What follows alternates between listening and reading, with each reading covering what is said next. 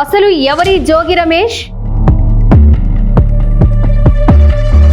తొలుత సారాయి, అనంతరం మద్యం వ్యాపారంలోకి ఏనాడో ప్రవేశించారా?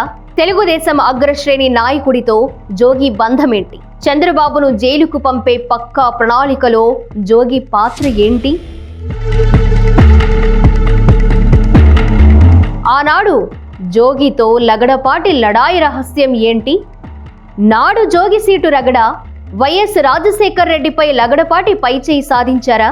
రాజగోపాల్ ఢిల్లీ వేదికగా వైఎస్ పై పైచేయి సాధిస్తే అహం దెబ్బతిన్న వైఎస్ఆర్ ఏం చేశారు? జోగి రమేష్ సీట్లో మెగాస్టార్ చిరంజీవి ప్రస్తావన ఎందుకొచ్చింది? నాడు అదే ఎన్నికల్లో ఒక దెబ్బకు 3 పిట్టలు అన్నట్లు లగడపాటి చెలరేగిపోయారా? వైఎస్ రాజశేఖర్ రెడ్డి వంగవీటి రాధాకు టికెట్ నిరాకరించడానికి కారణం ఏంటి? వైఎస్ రాజశేఖర్ రెడ్డికి ఎదురెళ్లిన లగడపాటి రాజగోపాల్ వంగవీటి రాధకు మద్దతు ప్రకటించి విఫలమయ్యారా? విజయం సాధించారా? ఆటలో అరటిపండు మల్లాది విష్ణు వంగవీటి రాధపై చేసిన కుట్రలేంటి? జీవిత చరమాంకంలో దేవినేని నెహ్రూ తన కుమారుడు అవినాష్, రంగా తనయుడు రాధను ఉద్దేశించి చేసిన అంతర్గత వ్యాఖ్యలేంటి? సామినేని ఉదయభాను నాడు పేర్ని నానిని కట్టడి చేయాలని ఎందుకనుకున్నారు? ఉదయభాను 2 దశాబ్దాల ముందస్తు వ్యూహం బెడిసికొట్టి అనూహ్యంగా పేర్ని నాని మంత్రవ్వడం ఉదయభానుని కలిచివేసిందా?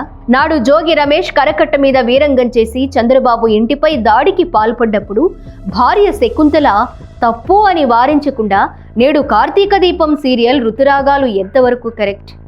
పైపెచ్చు తన భర్త బీసీ కాబట్టే వేధింపులు అని కులం కార్డు బయటకు తీసే ముందు కల్తీ లిక్కర్ కారణంగా ఎన్ని సంసారాలు చల్లారిపోయాయో తెలీదా? జోగి రాజకీయ ప్రస్థానంతో ముడిపడి ఉన్న అనేక రాజకీయ మలుపుల సమగ్ర కథనం విజిల్ ప్రేక్షకులకు ప్రత్యేకం.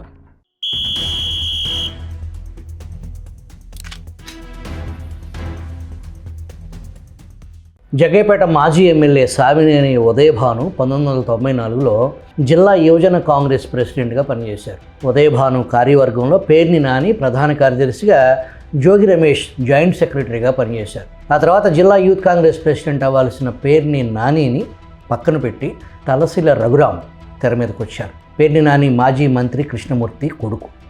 సమీప భవిష్యత్తులో ఒకే సామాజిక వర్గం నుంచి తనకు రాజకీయ ముప్పుగా పేర్ని నాని మారే ప్రమాదం పొంచి ఉంది అని 25 సంవత్సరాల క్రితమే సామినేని ఉదయభాను ఊహించారు.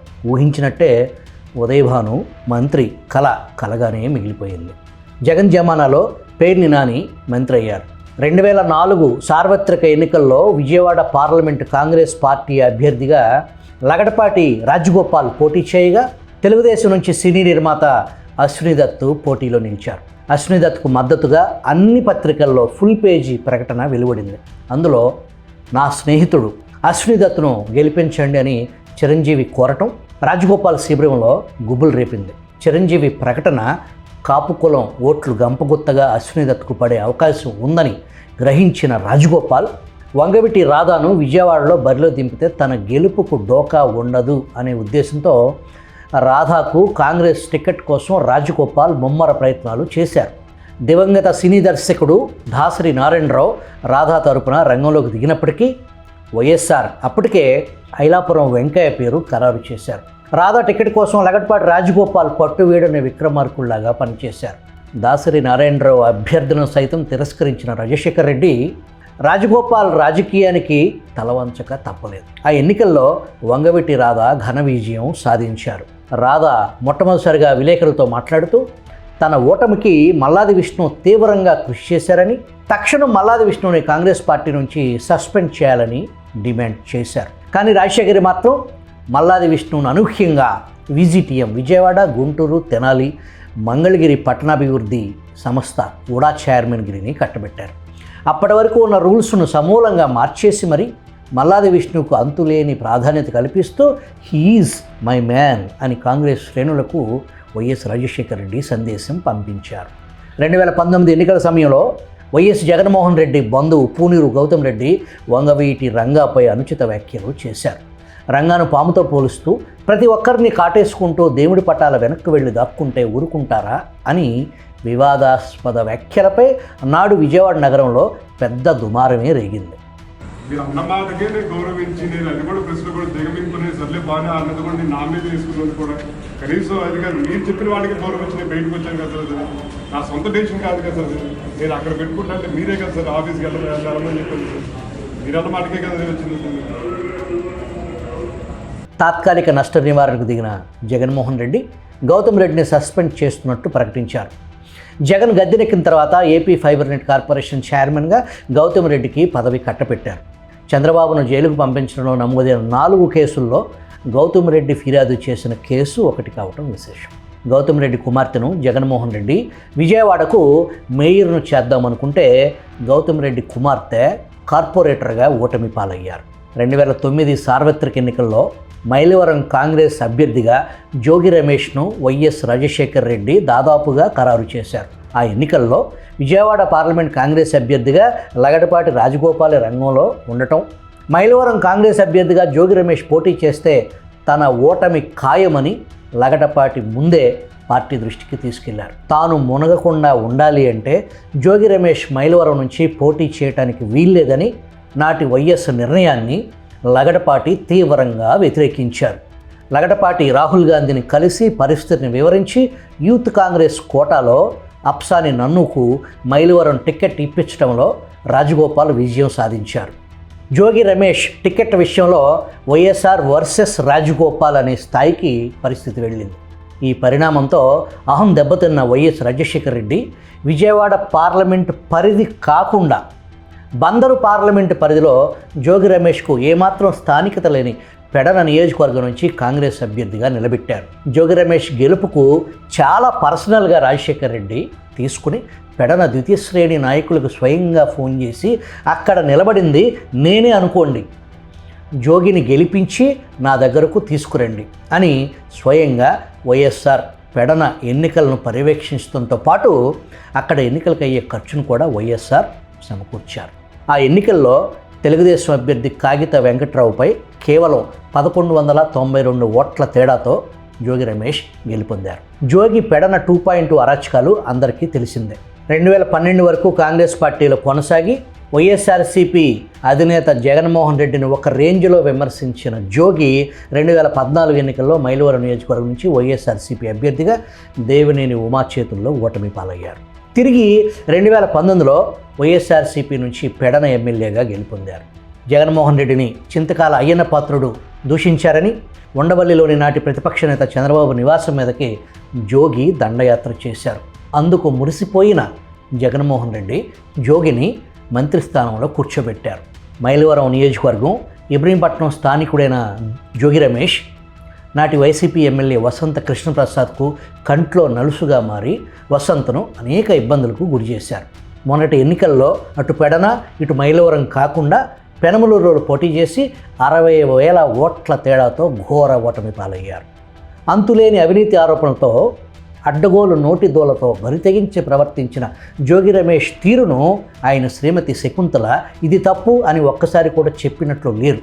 నేడు మీకు కుటుంబాలు లేవా, మీకు మనస్సాక్షి లేదా, మీకు కూడా భార్య పిల్లలు ఉన్నారు కదా అని సన్నాయి నొక్కుల ఋతురాగాలు తీస్తున్నారు. ఇంక ఇదే కోపం అండి చంద్రబాబు గారికి కానీ లోకేష్కి కానివ్వండి. అప్పుడు వాళ్ళ ఇంటి దగ్గరికి వెళ్ళినందుకే కోపం అండి, అదొక్కటే కోపం. తర్వాత అండి ఎంతైనా బీసీలు బడుగు బలహీన వర్గాలు పైకి రావడం కూడా మరి ఓర్చుకోలేరేమోనండి. ఇక సాక్షి పత్రిక నీలిమొక్క సంగతి చెప్పేదే ఉంది. నిన్నటి వరకు కాపు కమ్మ హత్య అంటూ హోరెత్తించారు. నేడు బీసీ నేత పేరుతో కులం కార్డు బయటకు తీసి బీసీ నేతలను అణగదొక్కుతున్న చంద్రబాబు ప్రభుత్వం అని కారుకోతలు కూయటం మొదలుపెట్టారు. ఇక్కడ మనం అర్థం చేసుకోవాల్సింది, రంగా హత్యను రాజకీయంగా వాడుకునే అధికారంలోకి వచ్చిన కాంగ్రెస్ పార్టీ 2004 ఎన్నికల్లో రంగా తనయుడు రాధాకు వైఎస్ఆర్ టికెట్ నిరాకరించడంలో ఆంతర్యం ఏంటి? తెలుగుదేశం పార్టీ స్థాపించి ఘన విజయం సాధించి అధికారంలోకి వచ్చిన తర్వాత ఎన్టీ రామారావు ముఖ్యమంత్రిగా తొలిసారి ప్రమాణ స్వీకారం చేసిన తర్వాత జరిగిన మొట్టమొదటి హత్య దేవినేని మురళీది కావటం విశేషం. అంతకుముందు జరిగిన అన్ని హత్యలు కాంగ్రెస్ పాలనలోనే జరిగాయి. కాంగ్రెస్ పాలనలో జరిగిన ఏ ఒక్క హత్యకు కులం రంగు పోయలేదు. ఎందుకంటే అన్ని హత్యలు ఎడారి రెడ్డి కాంగ్రెస్ పాలనలో జరిగాయి కాబట్టి. ఎన్టీఆర్ ముఖ్యమంత్రిగా ఉండగా జరిగిన దేవినేని మురళి హత్య కేసులో నిందితులుగా వంగవీటి రంగాను పోలీసులు అరెస్ట్ చేశారు. అప్పుడు కాంగ్రెస్ పార్టీ తరపున ఎడారి రాజశేఖర రెడ్డి రంగంలోకి దిగి మీ కాపు నాయకుడు రంగాను పోలీసులు చిత్రహింసలకు గురి చేస్తున్నారు, చలో విజయవాడ కాపునాడు కార్యక్రమానికి పెద్ద ఎత్తున ఆర్థిక సాయం చేశారు. విజయవాడలో కాపునాడు పేరుతో అశేష జనవాహిని చూసిన కాంగ్రెస్ పెత్తందారులలో ఒక గుబులు రేగింది. సమీప భవిష్యత్తులో వంగవీటి రంగా కాంగ్రెస్ పెత్తందారులకు గట్టి పోటీగా నిలబడే వారి అధికార దాహానికి అడ్డుగా నిలబడతారేమో అనే భయం పట్టుకుంది. రంగా దారుణ హత్యకు గురయ్యారు. ఆ హత్యలో రాయలసీమ నాటుబాంబులు బెజవాడకు పరిచయం చేసింది ఎవరో ఇప్పటికీ రహస్యమే. ఒక రంగా హత్య కారణంగా అధికారంలోకి వచ్చిన కాంగ్రెస్ పార్టీ రాష్ట్రంలో కేంద్రంలో అధికారంలో ఉన్నది కాంగ్రెస్ పార్టీ అయినప్పటికీ రంగా హత్య నిందితులను శిక్షించడంలో కాంగ్రెస్ పార్టీ ఎందుకు విఫలమైందో ఇప్పటికీ రహస్యమే. కాంగ్రెస్ను అధికారంలోకి తీసుకురావడానికి ఉపయోగపడిన రంగా హత్య ఆయన తనయుడు రాధాకు టిక్కెట్ ఎందుకు నిరాకరించారో ఇప్పటికీ అంతుబట్టని రహస్యమే. నాడు కాంగ్రెస్ పార్టీలో దేవినేని నెహ్రూ, వంగవీటి రాధా కొనసాగుతున్న తరుణంలో రాధాను పక్కన పెట్టి మల్లాది విష్ణుకు టిక్కెట్ ఖరారయ్యే సూచనలు కనిపిస్తున్నాయి. రాధాను గట్టి ప్రయత్నం చేయమని దేవినేని నెహ్రూ స్వయంగా పేర్ని నానికి తెలియజేశారని అప్పట్లోనే వార్తలు వచ్చాయి. దేవినేని నెహ్రూ అత్యంత ఆంతరంగికుల వద్ద తమ కుమారుడు అవినాష్, రంగా తనయుడు రాధాను ఉద్దేశిస్తూ ఏసీల్లో పుట్టి పెరిగిన వీళ్లకు నేను రంగా ఎన్ని బాధలు పడ్డామో వీళ్ళకేం తెలుసు, ఆ రోజుల్లో మా పట్ల పోలీసుల దాష్టికం ఎప్పటికీ వీళ్లకు తెలిసే అవకాశం లేదు అని నాటి సంగతులను సన్నిహితుల వద్ద ప్రస్తావిస్తూ ఉండేవారంట. నాటి తరం నేడు లేదు, కానీ నేటికి అకారణంగా కులాల కార్చిచ్చులో రాజకీయ చలి కాచుకునే ఎడారి మందకు కొదవే లేదు. కల్తీ మద్యం తయారీ కేసులో అరెస్ట్ అయిన జోగి బ్రదర్స్ ఇప్పుడు నెల్లూరు సెంట్రల్ జైలు రిమాండ్ ఖైదీలుగా ఊచలు లెక్క పెడుతున్నారు. ఈ కేసు విచారణలో నిజాలు వెలుగులోకి వస్తాయా? వందల మంది అమాయకుల పేదల ప్రాణాలు బలిగొన్న నిందితులకు శిక్ష పడుతుందా, లేదా ప్రాసెస్ ఈజ్ ఏ పనిష్మెంట్ లాగా మిగిలిపోతుందా? వేచి చూద్దాం.